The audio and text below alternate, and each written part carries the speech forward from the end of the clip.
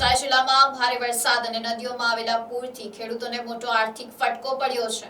ડાંગર, શેરડી અને શાકભાજીના પાકને વ્યાપક નુકસાન થતા ખેડૂતો પાયબલ બન્યા છે। પાણી ઓસરતા ખેતીવાડી વિભાગે નુકસાનીનો સર્વે શરૂ કર્યો છે। જો કે હજુ પણ કેટલાક નીચાણવાળા વિસ્તારોમાં પાણી ભરાયેલા હોવાથી ત્યાં સર્વે કામગીરી બાકી છે। નવસારી જિલ્લામાં આવેલા પૂરના કારણે ખેતીને સૌથી વધુ અસર પહોંચી છે। ખેતરોમાં ઉભેલા ડાંગર, શેરડી અને શાકભાજીના પાક પાણીમાં તણાઈ જતા ખેડૂતોની મહેનત પર પાણી ફરી વળ્યું છે।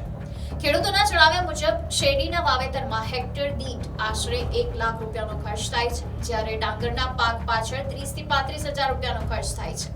પરંતુ પૂરના કારણે સમગ્ર પાક બરબાદ થઈ જતા ખેડૂતોને ભારે આર્થિક નુકસાન વેઠવું પડ્યું છે। પૂરના પાણી માત્ર ખેતરોમાં જ નહીં પરંતુ ખેડૂતોના ઘરોમાં પણ ઘૂસી જતા ઘરવખરીને પણ મોટું નુકસાન થયું છે। હાલ ઘણા ખેડૂતો સામે ગુજરાન ચલાવવાનો પ્રશ્ન ઉભો થયો છે, તેથી રાજ્ય સરકાર તાત્કાલિક વિશેષ રાહત પેકેજ જાહેર કરે અને યોગ્ય વળતર ચૂકવે તેવી ખેડૂતો માંગ કરી રહ્યા છે। હાલમાં તો અત્યારે આ રેલ વિસ્તારના હિસાબે બધી પરિસ્થિતિ ખરાબ થઈ ગઈ, બાકી તો વ્યવસ્થિત ચાલ્યા કરતું, મહેનત મજૂરી કરીને એટલે નુકસાન કયા પાકમાં અને કેટલું નુકસાનની તો કોઈ ગેરંટી જ નથી કે કેટલું નુકસાન, એ તો આકાની કરો તો જ ખબર પડે, પણ ટોટલી બધા પાકથી માંડીને બધું નુકસાન છે, કોઈ વસ્તુ સારી નથી। માંગણી તમારી હવે માંગણીમાં તો એવું છે કે સરકાર જો વિનંતી કરે સાંભળે અમારી ફરિયાદ, તો કંઈક જેટલી રાહત કરે તેટલું સારું એવું છે કે પરિવારનું ગુજરાન ચલાવી શકાય।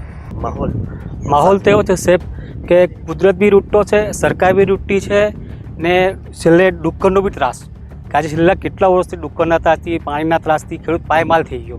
નથી સરકાર સહાય આપતી, નથી આપણે કંઈ કુદરત સહાય કરતો, ખેડૂત દિવસે દિવસે પાયમાલ થતો છે, દેવાદાર થતો ચાલ્યો। ખર્ચની વાત કરવામાં આવે તો ખર્ચની વાત કમસે કમ શેરડીમાં એક હેક્ટરે ગણતરી કરે તો 1 લાખ રૂપિયા ખર્ચો પાકવો, અને ડાંગરમાં બી કમસે કમ 30 થી 35 હજાર રૂપિયા ખર્ચો એક હેક્ટરે। કેટલા હેક્ટરમાં તમે ખેતી કરી છે? અત્યારે લગભગ મારી પાસે 5 હેક્ટર જેવી ખેતી છે। હા, એટલે અંદાજો મારવા જાય તો કેટલો થાય? અંદાજોમાં તો લગભગ 5 લાખ ઉપર નીકળી જાય।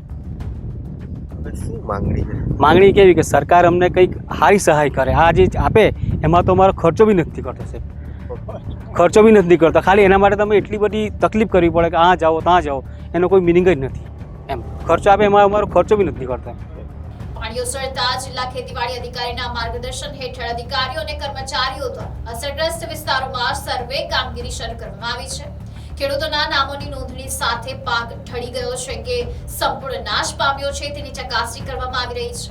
સરકારી નિયમો મુજબ જે ખેડૂતોના પાકમાં 33% કે વધુ નુકસાન થયું હશે તેઓ જ વળતર મેળવવા પાત્ર બનશે।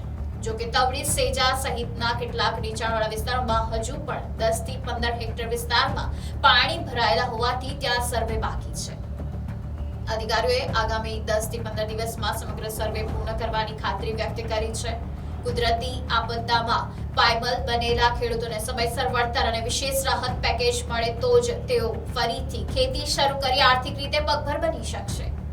મારું નામ પ્રિયંકા માંગીલાલ પ્રજાપતિ છે। હું તવડી સેજાની ગ્રામસેવક છું।